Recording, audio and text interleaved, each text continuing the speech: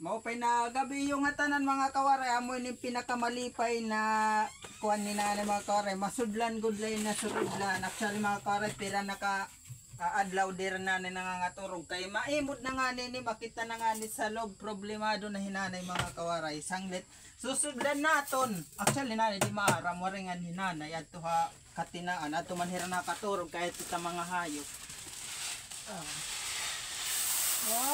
Mga kawaray, amo gudlay net mga ikalipayan tapon kag anak, simpay hatag na naton. Tumatuma-kawaray kung magiman na video, ayaw niyo kang alimte. Pag-follow and share, of course, kay dako gusto na bulig akon mga kawaray sa content creator na breadwinner din hiaton balay. Yung pa kita na gud lang mga kawaray na kayod para sa atong pamilya. Pero kalipayan ko ito mga kawaray na bumulig era. Amat mga kawaray, damo nga salamat tayo nga tanan. Malipay na yan ni nanay kaya sulod na tatong bugasan. Bye bye mga kawaray, God bless.